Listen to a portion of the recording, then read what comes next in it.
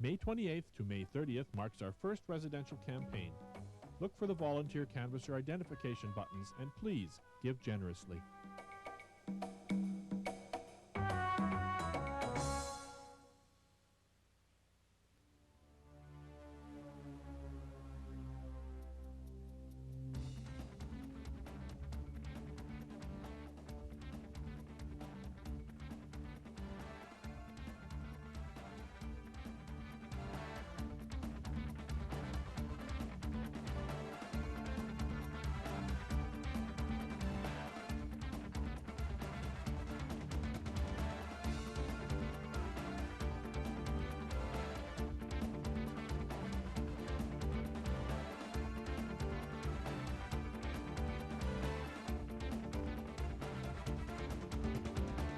In Gear is brought to you in part by Boston Pizza, come and get it all, and Kings Park Speedway, we're kicking asphalt. Good evening, everyone. Thursday night, 9 o'clock, and that can only mean one thing. You just finished watching the season finale of ER, and now you're watching In Gear here on Access Channel 7. Good evening, everyone. I'm Joey Hadisbeck. Another jam-packed, fantastic hour planned for you this evening, including Barry's Automotive Adventure Part 2 from Travelland Leisure Center. Barry was out a while ago and took a look at some of the great mobile homes and RVs that they've got out there, so we're going to go back and revisit Part 2 of that. Also, later on, we're going to continue building that Cast Car Sportsman. The race season not that far away, and Paul Eitenauer is going to be putting the rear end into his Cast Car Sportsman. We've got that. Tonight, Boston Pizza North is where we're going to be after the show. I kind of explained what we had in mind with Boston Pizza last week. What we want to do is we want to see all the guys and gals with their nice cars, their hot rods, any type of car, their bike. Come and join us at Boston Pizza about 10:30 after the show at the specific one we go to throughout the summer. Come on down, bring your cars, we'll come and talk cars and show off all the nice hot rods. So tonight we're going to be at the North one. Make sure you come down around 10:30. And tonight is going to be race night here on In Gear. Of course, the season opening Enduro is at Kings Park Speedway this Sunday. And what I'd like to do right now is introduce my special guests for the evening. Jim Braden, the Shark. You're back with us again. Thank you very much for being on the show. Yeah, I always come back, you know that. Attaboy, that's good. And we've also got Lucy Neppers with us this evening. Lucy, thank you very much for being on the show with us. Hi, Joey. It's good to be here again. Lucy, though, for the folks that don't know, is the media director for Kings Park Speedway. And Jim, everybody knows you, right? I can't help it. I just like to go out there and have fun. I didn't say it was a bad thing that everybody knows you. I just mentioned we've got the season opening Enduro coming up this Sunday. You were just out at the track for a bit of a work party, and there was supposed to be some practice, but unfortunately we got a little bit of rain. I don't know how many guys got practice in. With an Enduro car, it's not so bad in the rain. That helps get the slide perfected, doesn't it? Yeah, I was out there tonight, not with my car, but there's some other guys out there. I was out Tuesday and tried out my latest Titanic, another 75 Cadillac Eldorado, and it works good. We had a little interview with you from the car show. What shade of pink is that again? Have you narrowed down the shade that one is? It's kind of a flesh tone pink this year. And it's still the camouflage pink, though. I don't think they'll see me. You going to bring back the lipstick pink? I think next year, yeah. I really liked that color last year. That was nice and bright. I did as well. That was good. Lucy, we've been doing a lot of work out at the track. I shouldn't say we've, because I've only been out once last night, but I helped, and I've done my work party, and I've got some more to go, but things are really starting to come together out at the track. It sure is. We've been working on the stands and making sure that they're capable of holding everybody securely. We've been painting, we've been putting up signage, we've been doing all kinds of things out there. We've got a new pit shelter for the pit entrance, and I think we're going to be ready to go on Sunday. Yeah, we had a little bit of problem over the winter. One of our big grandstands fell over, but it's back up and brand new paint on that last night. It's really starting to come together nicely out there. Yeah, it sure is. It's too bad we had all that rain and snow about a week ago. Set us back just a little bit. It did. We had to really hurry to get everything together. Jim, give us a little update. I know you talked to a lot of the Enduro guys. Who's ready, who's not? How close are they? How are we doing? Well, there's probably a lot of guys working on their cars as we speak. Watching and working at the same time, right? They're frantically going, and I know some, they'll build a car the night before. Yep. I know, my car's ready. I'm ready a long time ago. That's good. I've been counting sleeps for a month. You're first right now, as we stand, right? Yeah. Lots goes into those. You know, a lot of people just think it's take out some of the insides and put the cage in and go, but that's not the case. Very, very well built, very well protected in the Enduro cars. Well, for this type of race, we have to stress safety. I mean, we do get a little bit carried away out there. So we're buckled in good. We've got a 4-point cage, and well, the battery's relocated and tied down. The fuel tank's relocated in the trunk way far forward, because a lot of the bumpers do end up at the back window. Right. But we don't want to see anybody get hurt. We want to have fun. We want to like crush each other, sure, but we don't want to see anybody get hurt. No, that's the thing, but it is a great way. You know, a lot of people have called into the show before and asked me, what's a good way to get in? And I've mentioned mini stocks, but I've also mentioned enduro, because it's a nice way to take a car and turn it into a race car, and you don't have to worry too much about setup. With the CAS car, you know, we got to do a whole bunch of other stuff, or at least that's what we tell everybody. We just kind of leave it alone and that's it.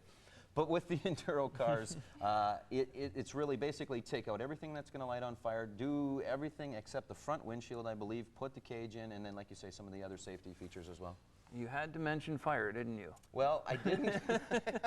I didn't want to mention fire. Have you got the fire picture somewhere? I suppose you like this little bit there. Well, yeah, let's see that. That's not tire smoke, folks. We're going to get it. There we go. There you go. That's not tire smoke. That's coming out of the front. That can't be good. No, and actually, that wasn't a bad one compared to the one the year before that. I got disqualified from that one because I was on fire and wouldn't stop. I know, but you kept going again and putting it out all the time. Well, it would go out for a little while, but it'd ignite again, but I wasn't stopping. Exactly. Folks, if you haven't been out to an enduro, they are just a ton of fun, lots of action. If you could sum it up, Jim, in a sentence, what's an enduro? Or, okay, we'll give you a couple of sentences to try and do it. Okay, well, it's the best stress relief I've ever run across, and sometimes I even compare it to, like, better than sex. Well, there you go. What other endorsement do you need? Viagra, Trojan. Lucy, of course, this is the season opening enduro, but we've got the first race of the season as well, and it's on a Sunday this year, coming up on the 28th. It is. We're looking forward to having a Sunday race for a while. It gets a little chilly in May in the evening, so we decided that the races in May would be on Sunday afternoon, starting at 2 o'clock.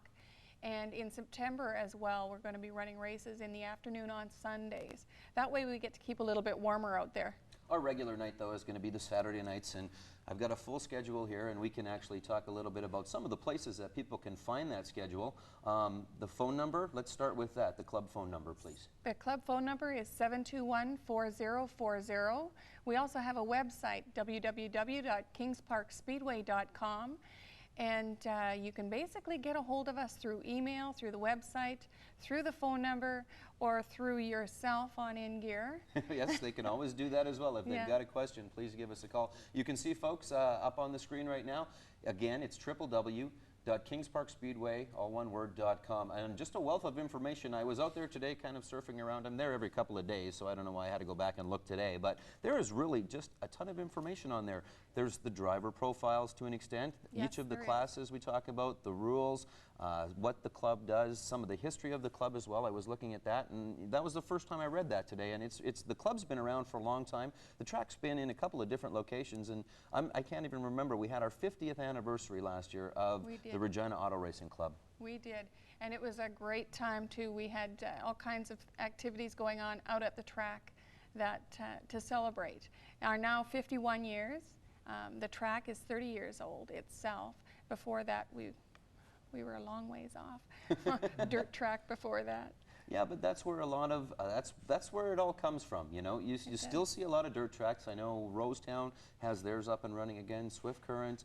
I know some of the guys in the Pro 4s have gone to a few of the different dirt tracks. They go and they take the cars out there. Yeah, they sure do. They like racing on anything, those guys. Yeah, exactly. We've talked about them before. Jim, how about yourself? You know, I've only been here about 3 or 4 years now, and all I've ever seen you do is an enduro car. Were you ever in anything else? No, I tried a Thunder Invitational once with an Eldorado, but it was like taking a D9 cat to a Greyhound race. It's a little different, isn't it? It was, but you guys have asked me why don't I come out and race with them, and I ask them one question: can I hit you? Right. And they say no. I don't want to then. Do you ever foresee us getting back to the Thunderstock class? I mean, I can pose that question to both of you, because that's what that used to be. Not full-blown hitting, but you know, we used to have the bump to pass along the back straightaway, and it was a popular class, and in a way it was good. We lost it because we gained a bunch of cars in the different classes, but it's also a shame we lost that Thunderstock class. Yes, the Thunderstock, the crowd really liked it. We did allow some contact, and it was more fair for some of the underdogs out there who didn't have a fast car or a lot of money to put into a car where they could actually take a position by bumping someone out of the way. Right. But as what happened was guys got tired of continually fixing their cars because you had bumping, well, it does make damage. Right. And then it got to a point where we had got a couple new classes in the last couple of years, the mini stocks and the trucks, so the time frame doesn't allow us anymore to do that.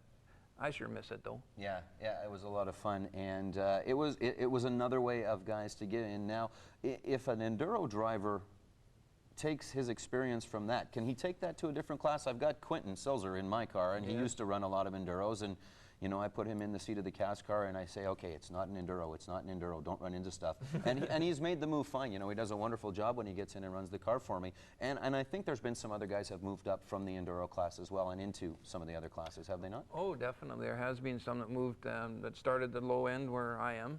And they don't just call it the low end.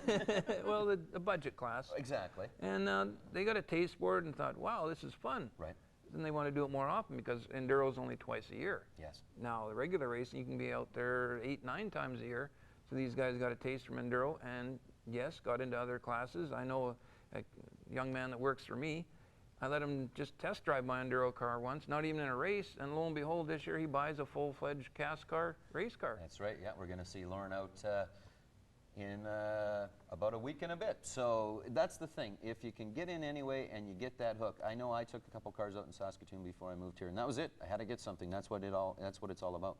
Yeah, it's called getting the bug. Yeah. How did Greg get the bug? Of course, we'll explain. Greg Neppers is Lucy's husband, and he drives in the street truck class. Where did he get the bug from? You know, he first got the bug in Saskatoon at SIR. He used to drive a rail car in C-Class. And it became just a little too expensive and too hard to stay with when he was working by himself. The gentleman he was working with the car with was a long-distance trucker, so couldn't be around a lot. Right. So he got out of it and kept going to the track and kept watching. So he started helping out one of my brothers with his street stock car. Went into the Thunder class for a couple of years, and now he's in trucks. And that's what it took, eh? That's all it took, and now he's in the garage putting in the motor. He's out working. He is. All right, folks, we got lots more time to talk to Jim and Lucy. We're going to take your calls a little later on, and in fact, we have some free passes to give away to this Sunday's Enduro for some of our callers tonight, so stay tuned for that. But right now, it's time for Barry's Automotive Adventures. As I mentioned a couple of weeks ago, Barry was out at the Travelland Leisure Center. Got to see some of the RVs and other items that they have out there. So we have got part 2 for you now of Barry's Automotive Adventure here on In Gear.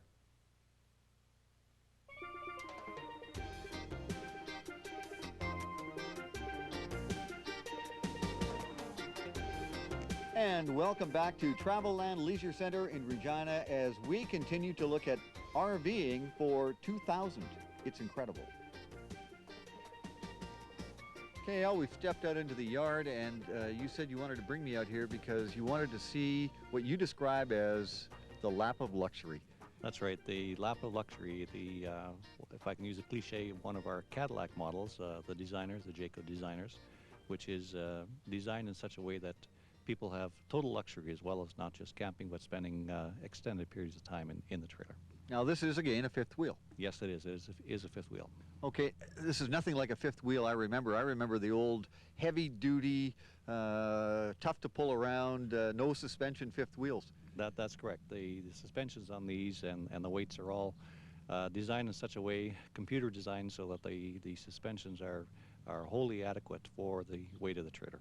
Now I'm guessing the inside, we're going to see in a minute, is absolutely gorgeous, but the outside is attractive as well. Very attractive, very attractive. It has automotive fiberglass finish, very smooth and very beautiful. All right, let's take a look around the outside first of all, and maybe you can tell us 1, 2, how many push-outs on this? This has 3 push-outs, 2 double push-outs and 1 single in the bedroom. So do you have to crank them? And No, you don't. You have a cup of coffee in one hand and you push the button with the other finger. That's it? That's it.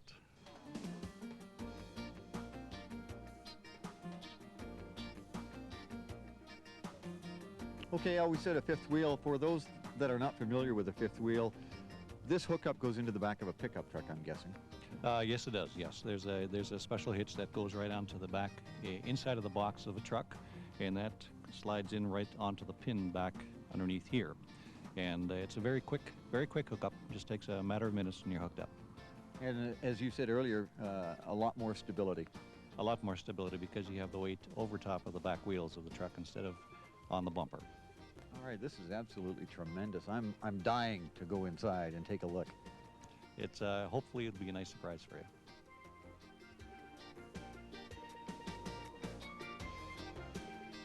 Al, this is absolutely incredible. Two things that caught my eye right away. Number one, island kitchen. Number two, hardwood floor. Yes, with an island kitchen, it just gives you that extra amount of working space and room, and the hardwood floor gives you the luxury. This is absolutely incredible. It's a lot more than I thought it could ever be. It is a trailer that is built for luxury and camping and having a great time. Now, as you said, this would be for somebody that is looking to live in for 4, 6, 8 months of the year. I was suggesting you could live in it year-round. You probably could. But most of our clientele who look at these trailers are looking at spending anywhere from 3 to 6 months in a holiday area and having the better part of life. Now, this is designed by Jayco. As you said, it is the Cadillac of the fifth wheels. Yes, it is. Yeah, this is our top line. This is absolutely great. Now, how many square feet of living space and what kind of dollars are we looking at here? This trailer is about 32.5 feet long, and the price of this runs around $55,000. That's very reasonable. That's very reasonable for something that you're going to live in. If you had to go down and rent a condo for 6 months in a holiday area, I'm guessing that after a couple of years, this is paid for. Yes, it would be, yeah. If you compare the price of a condo and what you may have to buy in an area that you may want to go to, this would be your best way to go. Okay, we're seeing the kitchen and the front room area. This has its own master bedroom.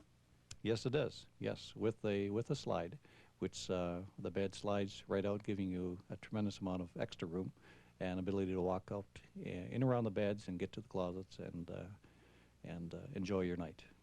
Well, we're a little chilly in here today, but I have a feeling that once the air conditioning kicks in the summertime, when you're enjoying that hot summer vacation spot, everything's very comfortable. Very comfortable and spacious. Al, we started out by looking at trailering the way it used to be. Then we saw the tent trailers. We've moved on up the line. Now we are standing in front of a Winnebago, aptly named the Adventurer. And this is basically a house on wheels. This truly is a house on wheels, yes. This is absolutely incredible. Just looking from the outside, we saw how the home expands to meet the ever-increasing needs of somebody that's living in something like this for 6 months or 8 months of the year, or maybe even full-time. Yes, yeah, you certainly could live in here full-time, especially when you travel south or travel in the warmer climes. It certainly has enough room with the double slide on the one side, and also the bedroom slide gives you more than adequate space. Now, this Winnebago is powered by what? This is powered by a Ford V10. It's a gasoline engine. They are available with a diesel for slightly more money, but this keeps it down into a price range that can be affordable for some folks. Okay, now when we're talking about a V10 and running on gasoline, that makes it, I would guess, a little easier when you're looking to fuel up late at night or if you're on the road someplace. So there's maybe a little bit more in mind here for folks that are traveling. Yes, with a gasoline engine, of course, you can fuel up almost anywhere, any place that there's a service station. You don't have to worry about trying to find a service station that handles diesel fuel as well. Or propane, or whatever it happens to be. Now, Winnebago, a well-known name. This is a Class A? This is a Class A Winnebago, yes. Winnebago's been around for a lot of years. They build a very, very well built motorhome and very classy. All right, we're going to go inside and take a look around at a home on wheels. All right, let's do that. Okay, Al, we're moving up through a very spacious living room area in this Winnebago and up into the cockpit area that I would like to describe as spacious and manageable. Yes, that's sort of like the pilot seat up there, and it has a number of controls. Very, very comfortable. Some of the accessories that are on this coach is the monitoring camera that's hooked up to the coach. There's a camera in the back of the coach, as well as a television screen in the front where you can view whatever's behind you. If you're towing a car or if you're backing up and you want to make sure that there's no one behind you, it gives you that availability. All right, and the other thing I noticed, all the buttons and knobs are close at hand. You don't have to do any really long stretching. No, everything's very ergonomic, very easy access, and very, very manageable from that one seat there. And big vision. Those big windows up there are just magnificent. Huge amount of glass. Makes it very, very comfortable for traveling and for, of course, driving the unit. Somebody's been doing a lot of thinking. The thing that strikes me about the kitchen right away, the woodworking, not just in the kitchen but throughout the entire coach, but everything is manageable. You're into a work area that is just like being at home. Yes, everything is very accessible from the kitchen point of view. You got an L-shaped counter there with a flip up, giving you extra counter space. A stove with an oven as well as a microwave, and of course everything's an oak, and it's very, very luxurious. We've also got the fridge and the freezer right above the fridge. Yes, a double door fridge with a very large freezer in there. Again, very accessible. Everything's together. It certainly is, and of course the seating area absolutely built for enjoying a home-cooked meal, no matter whether you're on the road or not. That's very true. Okay, Al, we're moving to the back of the coach in the master bedroom area, and the first thing I noticed, a full-size closet. Yes, it's a large double-door closet, very adequate for all of your clothing and all the things that you need, as well as going into the bedroom. The master bedroom has got a slide for the bed. The bed slides right out, giving you a whole lot of space there. It is a queen-size bed, and it's on hydraulics, which lifts up, and there's a whole lot of storage under the bed. Now, speaking of storage, there's plenty of it because there's lots of cupboard space, and of course that built-in TV in there. Yes, it gives you the chance to lay back, watch your favorite television program at night. All right, so there's a lot of comfort in the bedroom area, and there's something else that I think everybody should take a look at, because this is almost a full-size bathroom. If I can open the door here, and we'll let Randy take a look inside. Take a look, the shower facilities, and it's rather luxurious. Very nice, with the tub in the shower in there, and a lot of light. It's very bright, and it's a great bathroom. It certainly is, and I didn't expect to see something quite like this inside this home.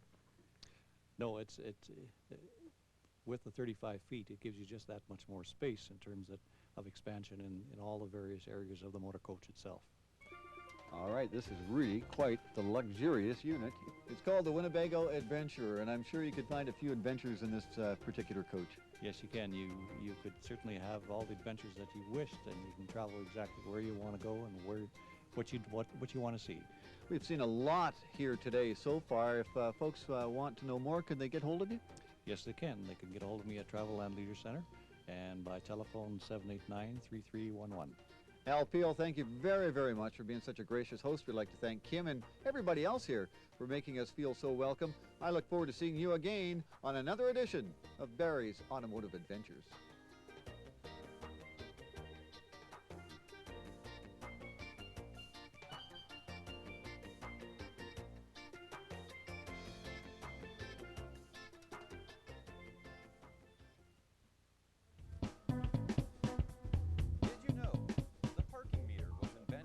Professor H.G. Thusen and Gerald A. Hale of Oklahoma State University.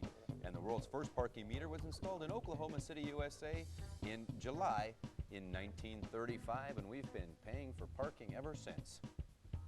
So thanks to those guys for inventing that one for us. Folks, this year, Access Channel 7 is going to be out numerous times to Kings Park Speedway, filming the races, and they're going to be shown at a little later date after their race day. One of the folks from Access 7 has put together a little promo for that, and we've got that for you right now. Let's go take a look at that. Look at Sharky's, and we've got a rollover. We've got a rollover. It's the first rollover of the season. Join Access 7 Sports for hard-hitting, fender-bending action as we present the 2000 season-opening Enduro from Kings Park Speedway, Friday, June 2nd, 6:30 p.m. Opening Enduro, Friday, June 2nd at 6:30 p.m. here on Access 7. So folks, don't forget, we want you, of course, to come out this Sunday as well and watch the Enduro, but then you can watch the replay on June the 2nd. Time for Auto World News, and we are going to keep it a race format this evening. More than 1,000 friends, relatives, and members of the stock car racing fraternity Monday wept and prayed and mourned the loss of 19-year-old Adam Petty, the rising star in the NASCAR's most famous family. One thing I'll always remember about Adam was how dedicated he was to racing. Petty's 14-year-old sister, Montgomery Lee, said during a memorial service at High Point University on Monday, "We not only lost a fourth-generation driver, we lost a great friend and my brother." She said, "It's not the same without Adam here. Things will never be the same." Petty was killed Friday when his number 45 sprint car crashed into the wall at New Hampshire Motor Speedway. His great-grandfather, NASCAR pioneer Lee Petty, died April 5th at age 86 from complications from a stomach aneurysm, 3 days after Adam made his Winston Cup debut at Texas Motor Speedway.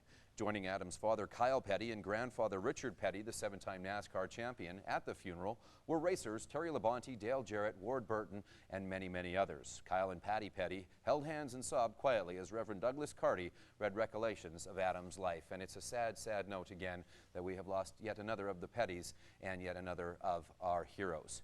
For the 6th consecutive year, Bobby Labonte will make a bid to win NASCAR's version of the All-Star Game this Saturday night at the Winston at Charlotte Motor Speedway. That, of course, will be on TNN at 5:30 this coming Saturday. In addition, Labonte will make a bid to win his 4th consecutive Bud Pole Award at Lowe's Motor Speedway in 1999. Labonte swept the Bud Pole Awards for the Winston, the Coca-Cola 600, and the UAW GM 500 in the fall as well. The record for consecutive pole positions is not in danger, though. From the fall event in 1973 through the fall event in 1978, David Pearson swept every pole at Lowe's Motor Speedway, a streak of 11 races. I always like to run at Charlotte, says Labonte. It's where I got my first win in the Winston Cup Series, and the track has always been one of my favorites. It also doesn't hurt that we seem to be hitting on all 8 cylinders when it comes to qualifying at the track. But with the crew I have all the confidence in the world that we are going to have yet another fantastic drive at Charlotte Motor Speedway. While Labonte's qualifying has been exceptional lately at Lowe's, his results in last year's Winston left him a bit disappointed. After starting on the pole, Labonte was involved in a 7-car accident that took him out of the event only on the 11th lap. Of course, again, the Winston, the All-Star race for the NASCAR boys this Saturday night, TNN at 5:30 p.m. And one final racing note, Canadian. And of course, we have got the Indy 500 coming up in a couple of weeks, but practicing and qualifying this weekend. Race driver Scott Goodyear probably doesn't even attend movies starring actress Glenn Close anymore because her name reminds him of his fate thus far in the Indianapolis 500-mile race. You know, close, but no banana. That's only one thing he has got on his mind for this coming weekend, and that is big-time qualifying.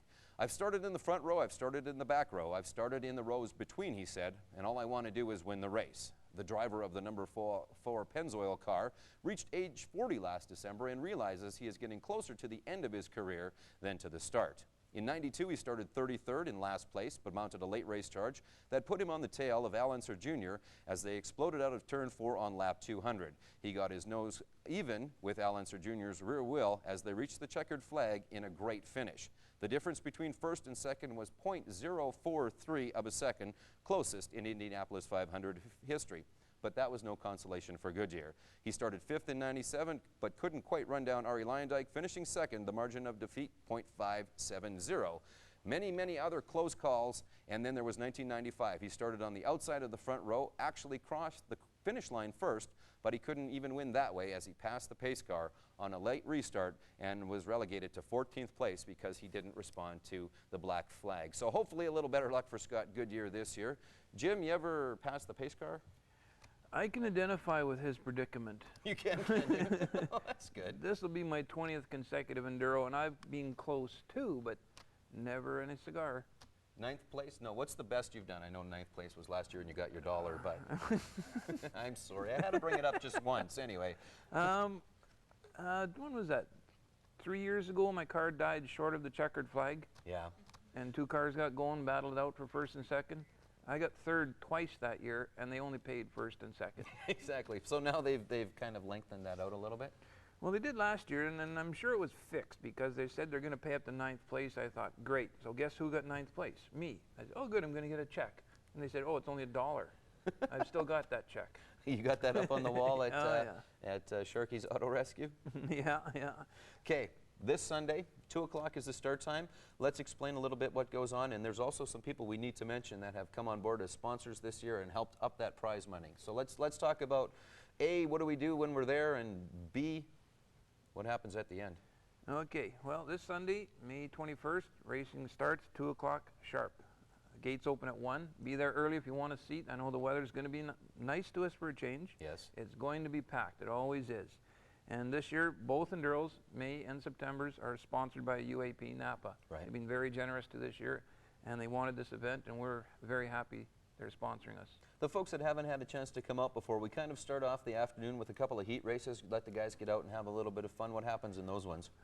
We like to start with a heat race because a lot of the guys help out the driver build a car, and they don't actually get any seat time. So we hope to have a heat race and get all the cars out there, and we have like a 10 or 15 lap race where there's no contact. No contact, yeah, sometimes right. it happens. Okay, sure. And you know, we start with that and let the cars cool off, and then we'll have an introduction on the front straightaway, and the fans can come out and meet the drivers and shake hands and get some autographs. And then hopefully by probably 2:30, 3 o'clock, we'll really get to the gist of it. That's when it starts to become last man running. That's when you know that stuff hits the fan. I said last man running. Been any ladies, Lucy? Have there been any ladies that you know of in Enduro? I know we've got some racing in some of the other classes, including we've got some new ones this year as well. But I don't know, have we had Enduro ladies out there? I believe we have had a lady enduro. Have we not had some? We have. Do we have to bring her up? Oh, did she finish in front of you or what? That's the time my car died short of the finish line. Oh, okay. She came out and won. Oh, okay. And then Well, to there rub you my go. nose in it, and 3 years later, she's still rubbing my nose in it. She gave me a nice trophy at the end of that year. It's a turkey on it with a plaque that said the So Close Award. The So Close Award. Had to mention girls, didn't We you? did. All right, sorry. We've got lots of other classes. We want to talk about the regular season as well. But folks, we've got the phone queue up, 565-5376. Give us a call. Our first 6 callers, we have got some passes for the Enduro this weekend. So if you've got a question for us, please give us a call. And in fact, look at that, the phone lights up. You start giving away stuff, the phone lights up. That's a good thing. Let's go to line number 1. Thank you for holding. You're on In Gear. Yes, I'd like to ask Sharky a question. For this year's, like the first Enduro on the 21st, I've been to Kings Park Speedway for the past 3 years. I've been watching Enduros. I've been watching Sharky. I would like Tim to finish first this year. Well, there you go. You'd like Jim to finish first. I like to finish first for a change.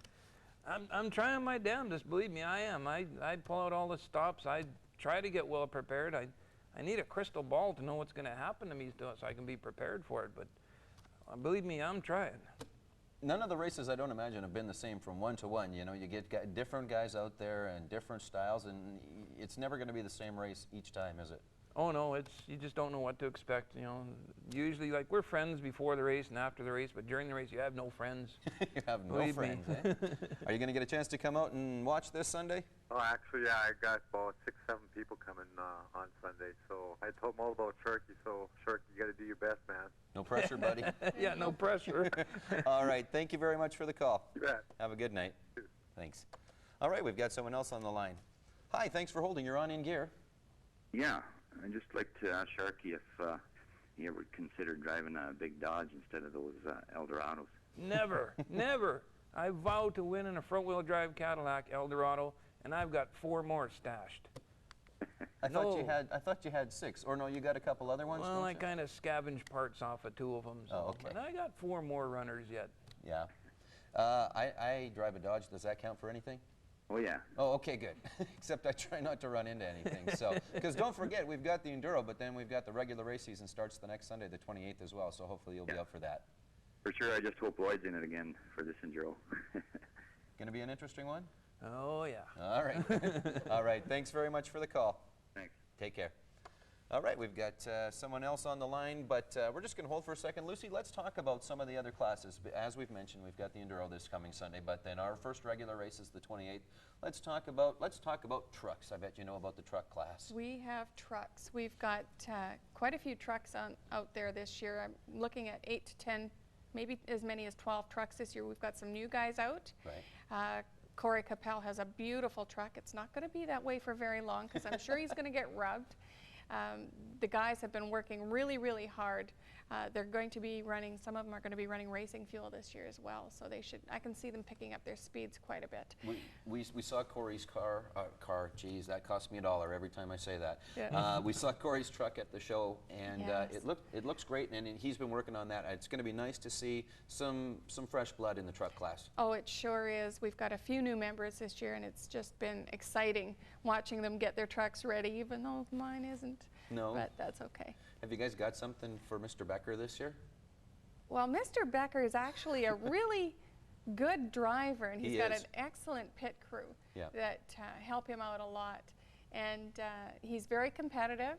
With the truck class, they're always neck and neck. I mean, you see these guys going half an inch apart, and these are big trucks. Square fronts make them look even closer. Well, that's the thing. I mean, when we're out there, I don't think there's 3 lanes, but when the guys are out there in their trucks, there's 3 lanes and sometimes 4 as well. I know. Oh, they just go.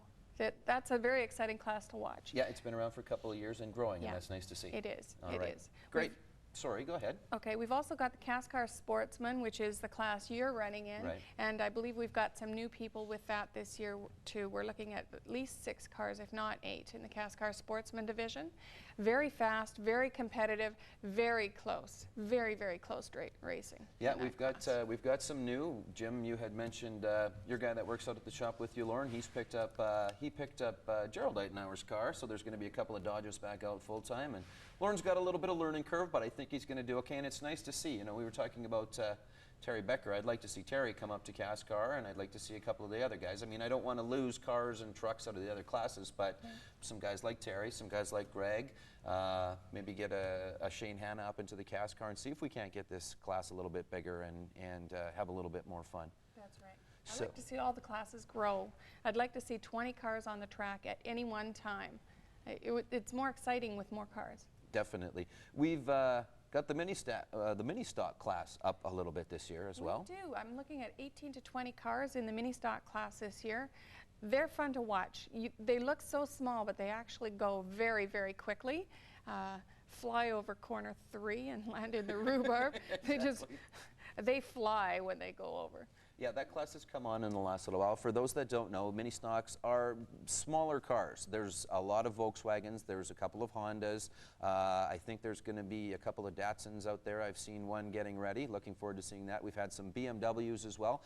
It's a good class for people to get into as kind of a starter class. It sure is, and it's also a good class for women drivers. They seem to like those little cars just a little better. If I had my option, I'd go into the mini stocks. Well, we're going to get a couple of girls and ladies into the number 66 this year, not the 666, but the number 66. Brenda Silzer, Quentin's wife, is going to jump in, and Joanne Morris is going to jump in, and they're going to run some races. And like you say, it's a nice class. It's a good class to get some rookies in and get them that experience out on the track. We're planning on using the mini stocks again, if possible, for some of our media events this year as well that we're planning on going on. Street stocks? Street stocks. We've got lots of street stock cars. That's another entry-level class. A little bit bigger cars, very fast. We've got some really excellent drivers in the street stock class, very competitive. I'm sure we're going to have a good 16 cars in the street stock class this year. Yeah, and like you say, it's always been so competitive. Shane Hanna, always very strong, but Mike Gotch had a great year last year in a totally different car than you would expect a good street stock to be, you know? I saw his car this year. Excellent car. Yeah. Really good looking car this year. Yeah, it's really going to be interesting. And I think some new people in the streets as well this year? Some new people. We're looking at a lot of new people. We've had a lot of interest in that class. Some new members came in at the last general meeting of the Regina Auto Racing Club, and it's looking pretty good. Jim, there's going to be another pink car. Those Midas guys got a little pink on that thing. Yeah, I seen it at the car show. They're infringing on my copyright. I know. It looked like dueling colors of pink at the car show. But speaking of street stock, Dale Osborne, who's raced enduro many times, has moved up and built a very beautiful car number 43. Very nice, about an 81 Cutlass two-door. I just came from the track tonight. He was out there testing and tuning. This thing looks great. Oh, that's great. Good. Want to see some more streets. We've got a couple more classes we'll talk about, but we've got another call, so let's do that one quick. Hi, thank you very much for holding. You're on In Gear. Oh, hi. Hi, Sharky. How are you? Oh, I'm just a bundle of nerves. You all ready for Sunday? Well, I have this procedure I have on Sunday mornings to get prepared for the enduro. I have a wedding to go to the night before, so I don't know what kind of shape I'm going to be in from past experience. Could be trouble. That's not good. Spectacular things out of you Sunday. Yeah, well, what I do Sunday morning to get in the right mood for before an enduro, I usually get up, start a fight with my wife, and run out the door. All right, okay. That will do it. That's not the wife on the phone, is it? What's that? No, it's not my wife on the phone. I wasn't sure if that was the wife on the phone trying to get you riled up on Thursday. Maybe that's the thing. Maybe you need to get a little more riled up like earlier in the week or something. No, I drive tow truck during the day. That wouldn't be a pretty sight. No, that would be bad.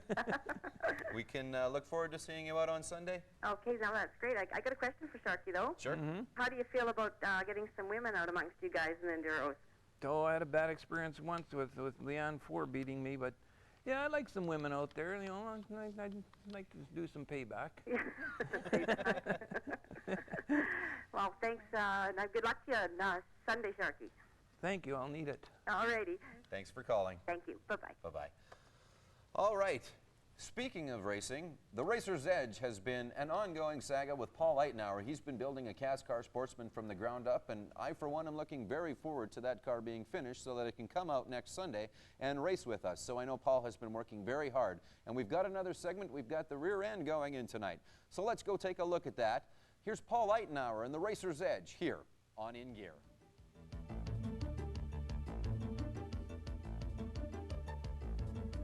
Hi, I'm Paul Eitenauer. Welcome to Racer's Edge. Now on to the rear end. This particular rear end is a Ford 9-inch which came out of a 1979 Ford Thunderbird.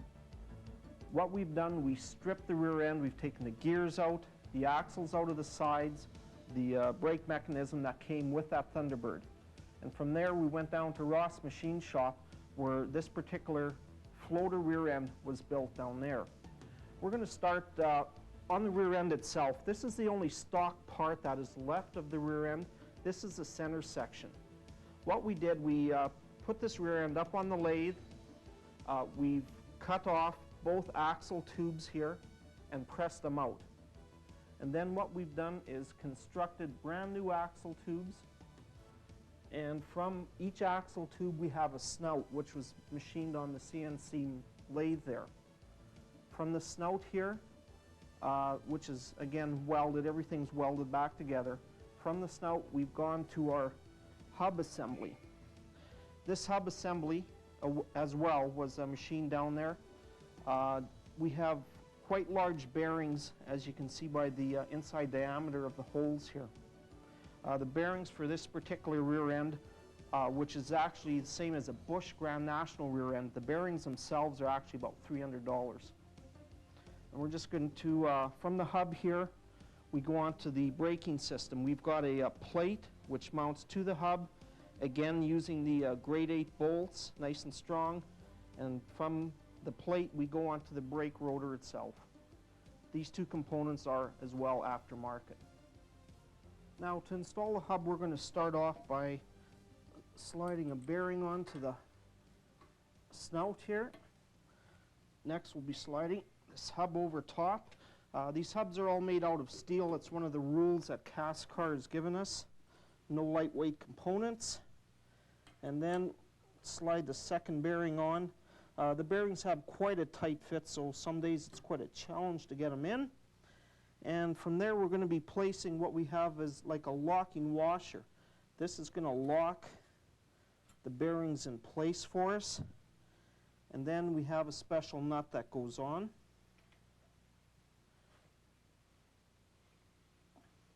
The nuts on here, they're a fine thread, which gives it a little tighter fit and a better lock.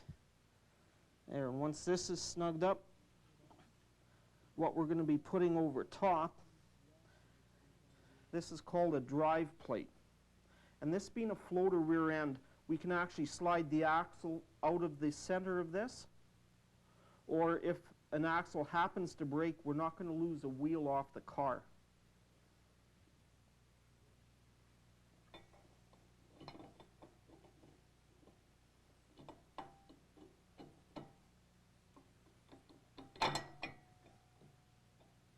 And what we have to fasten these on, these are also a grade 8, although these aren't gold, these are a black type metal. These are a grade 8 countersunk nut that we'll be putting on here. And they will be held or bolted on, I guess, by using an Allen wrench.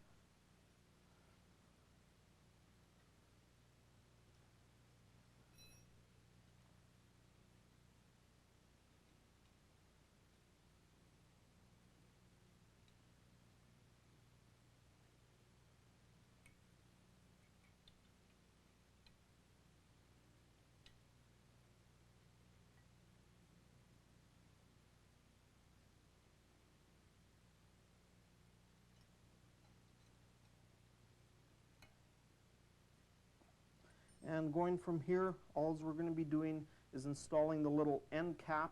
This little cap's actually made out of aluminum, and it has got 3 countersunk bolts.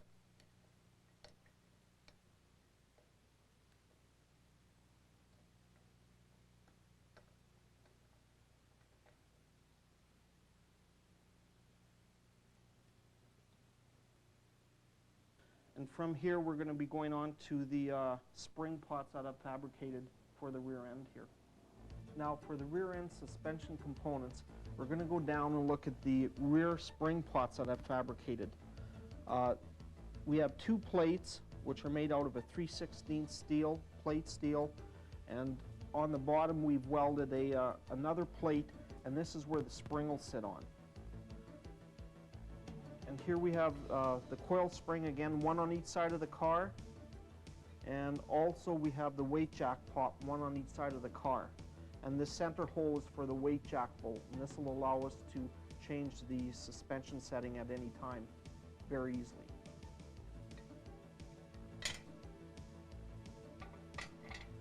Now going from here, we're going to be going to the center of the rear end. This particular system I have is called a 3-link suspension. This is the 3rd link up here. This bracket is made out of a 1/4 inch material. And what I have here, it's a rubber biscuit type mounting. The black rubber here actually acts as a shock absorber as I step on the gas, and it takes up some of the force from the back wheels, and it won't allow the back wheels to break loose quite as quick. Now, this being the 3rd link, the other 2 links that are going to hold the car into place, these links here are 24 inches from center to center, and again, having some aftermarket suspension components. These are called tie rod ends that actually thread into each side of this trailing arm. Again, one's going to be a right-hand thread, the other is a left-hand thread. That way, when they are actually bolted into the car, we can turn the trailing arm either direction to lengthen or shorten it. And these trailing arms are actually mounted in the center of the bracket where the spring sits on, facing out the other side here. And this pretty well ends the rear end that we have built here. I'm Paul Eitnier. Thank you for watching this segment of Racer's Edge. We'll see you next time.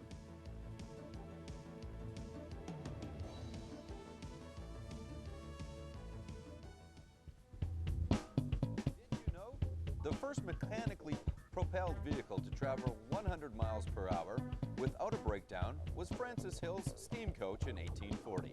The vehicle covered the 128-mile distance from Hastings to London without any trouble. The feat was not repeated for another 40 years. Oh my God, what do we got? We have ourselves, hey, there's a blue shark. It's not pink. How come you haven't spray painted that thing pink? I don't know, I just get carried away with that pink sometimes. Okay, so you got to go blue a little bit. Well, have they all been pink? You've got some pictures. Let's take a look at some of the pictures. Oh, some of my previous cars. Well, this one here, if anybody was at the racetrack in '97. That's the one I trashed in 3 races and ended up doing a backward flip onto the roof, pulling a stupid stunt. That's the aftershot, right? Yeah. Okay. Right.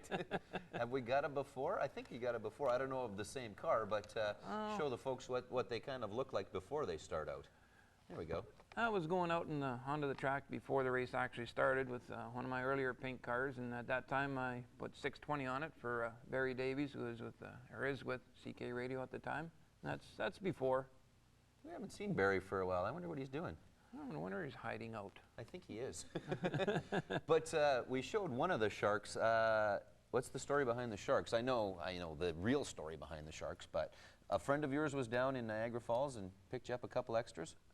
Yeah, my wife and mother-in-law just came back from Niagara Falls, and I'm sure they cleaned out all the shark souvenirs, every dollar store and souvenir stand within 100 miles, because they brought me back probably 100. Oh, really? And I'll be giving these to the kids on race day as souvenirs. Going to be dispersing those? That's great. That, and of course, 300 Team Sharky flags again. You did a little something special at the Majestics as well. You had the magic marker there. You're letting the kids sign the car. They'll be able to come out and see that as well? Well, I thought, let the kids have some fun. My car was just freshly painted. Mind you, it was just a demolition car, and I thought, well, let's do something different. And I had a black marker with me, so every little kid came up to my car at Majestics, said, here, write your name on here. Well, there you go. It's just covered with names. Did you get $1 from each of them for sponsorship or no? No need for that. No need for that. That's good. We've had someone on the line for a while, so why don't we take that call? Hi, thank you very much for holding. You're on In Gear. Hello, how are you doing? Pretty good. Yourself? This is for Sharky. Sure. Senior car Majestics. I love the look this year. And I was wondering how you got into the enduro races. Oh, well, back in, I think it was 91 or 92, I helped a friend. He said he was going to enter this crazy race, and well, I helped him out, and then I saw how much fun he was having, because actually that race there, he rolled the car. They got it going again. He got back in again, and he ended up winning. I said, well, I can do that. Well, that was back in 92, and I haven't won yet, but I'd sure like keep coming back because it's just so much fun. Hopefully you win this Sunday. Oh, yeah, me too. And I was wondering, how much does it cost every race to race your car? Depending what you initially start out paying for the car. This particular one I have this year, I had my eye on for about 4 years. The guy had it in Edenwold, and I worked on him, and finally got him down to $350, which is kind of much to pay for a demolition car, but I had to have another Eldorado. But, by the time you're done, depending if you get good sponsorship, what you can do yourself, might cost you a few $100. Mm-hmm. All right. Yeah, well, thanks a lot. Thank you very much. You've got the Eldorado, but what are some of the others? I know there's Impalas they use, and what if you couldn't have an Eldorado, when you run out of them, what do you go to if you keep doing it? I'll quit. No, that's it. No. So we have to keep Eldorados and we have to keep meatloaf tapes in stock, or else Shark's not in. I did get my meatloaf tape. Remember, I was on In Gear a couple months ago, right. and I said I needed it. Well, my friend Farron, who works at SGI Salvage, called me the next day and said, I got your meatloaf tape. I said, great, I need that. But yeah, if my next favorite car would probably be a Dodge, like a Cordoba or a big Newport or something, because historically they have done very well in this race. I kind of provide cars for guys in the Enduro at a very low cut price. Right. And I've sold the winning car 3 times. Oh, there you go. What are you doing? You're selling off the good? No, you're not selling off the good ones. You're just, they just happen to get lucky. That's about it. Lots of guys pick on you though, don't they? That's part of why maybe you haven't won, because everybody's out there to nail the Shark, are they not? Yeah, that's about it. Actually, I was toying with the idea of painting bullseyes on this car this year. Lucy, let's talk about the one class we didn't get a chance to mention, the Pro 4s, a very popular class at Kings Park. They sure are, with their open wheel design and their tubular frames. They're really fast and they're very small. They sort of remind you of the Outlaw cars, yeah, and the Outlaw cars and right, the IMCA cars. Yeah, exactly. Lots of competition in that class. There's Scott Robbins and Gary Clem, I believe, is going to be back again. We've got Norman Dave Kindred. Unfortunately, we lost a couple of guys, but I think they're going to be back as well. Yeah, but we gained some. A few too. So another hotly contested Pro 4 division this year? Yes, very much so. Something I'm looking forward to, and I know the club is as well, the Baby Grands are going to be coming a couple times this year. Why don't you tell folks a little bit about that, please? The first time they come here is on July 8th, and what they're going to be doing is putting on a nice show for us and showing people what they can do. They love our track with the high banks. They're small cars, 2/3 scale NASCAR cars, painted up just like the NASCAR vehicles. They're coming again for their national tour. Right. Canadian Tire Regina North has generously sponsored the Baby Grand National Tour race here in Regina for 2 days of racing. Yeah, it's going to be great. It is. It's going to be on September 2nd and 3rd, all day long in the afternoon. Now, that is the Labor Day long weekend. However, we're sure everyone's going to want to come out and see us that weekend. Yeah, it's going to be great. Media races as well this year. We're looking forward to that. Yes, we've got 2 of them this year. The first one is going to be on June 24th, and we're definitely expecting Kelly Heisler from Access Communications and a few other people like Kevin Zur to come out and race with us. We've also got a second media race on August 19th. And Access Communications has graciously decided to come and produce that particular night as well. So it should be really quite interesting. We're hoping for some really good weather. Right. And we're looking for a lot of participation this year. Jim, you've got some sponsors on your car that have helped you out. You can't be out there. You can't keep buying those Cadillacs without them. Who are they? Oh, yeah. For several years now, Regina Muffler and Brake has always put a nice exhaust system in my car to make it sound like mean. Mike at MC Painting, he splashed it for me. I just said, make it pink. He did. Accent Striping did the graphics this year. Very nice job. They do all my tow trucks, by the way, too. Kevin and Corey, they do a very nice job. Okay. And B52 Dining Room and Lounge, one of my favorite places. They got great pizza there. Not to knock down like Boston, but my friends at B52 are right up there, too. That's right. They've all helped. And, of course, my own companies, Rescue Towing and Sharky's Auto Wrecking. There you go. And Lucy, we've got lots, and we're going to have you guys back on because we're running out of time, but so many people helping at Kings Park. It's going to be another fantastic year. Looking forward to it. Yes, we sure are. We're looking for an exciting time. Jim, are you going to win? Yeah, I hope so, but I know if I had this car, I could win. Show that, and we'll talk about that. And I'll tell you folks that we are going to be at Boston Pizza North tonight. If you want to come down and see us around 10:30, we'll be down, and bring your car or just come on down and chat with us. That is not a problem. As well, folks, you can email us here on In Gear if you've got some suggestions of some future shows that you'd like to see, or if you have some comments, it's up there on the screen, access7.regina@accesscom.ca. So please, if you've got some comments or suggestions, give us a call and or drop us a line on our email. Folks, thank you very, very much for being on the show tonight. Lucy, we look forward to seeing you all year long. Thank you. Thank you. And buddy, you better win, man. My wife's really getting impatient with this. You better win soon. I'm getting tired of you catching fire, rolling, and never getting that checkered flag. All right. All right, that is going to do it for tonight. Christopher Riley, go to bed. Folks, we'll see you next Thursday here on In Gear.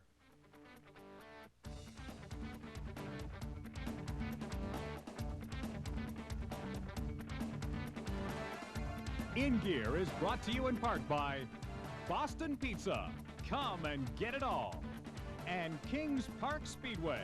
We're kicking asphalt. Now, early in the week, the coach told us that you were ready to go. You know, did you feel a little nervous? You know, were you a little hesitant a little bit? I mean, what came over you today? You know, unfortunately, you didn't win, but you were so close. So, you know, the coach told us to be really ready this week. So, you know, could you give us an idea of how you prepared? Well, I got up this morning, had a Pop-Tart, and I figured that was going to help me out quite a bit. Then I had a cup of coffee, you know, just to kind of get the nerves jingle-jangling a little bit. And by the time I got down here, it all wore off. So I need more Pop-Tarts.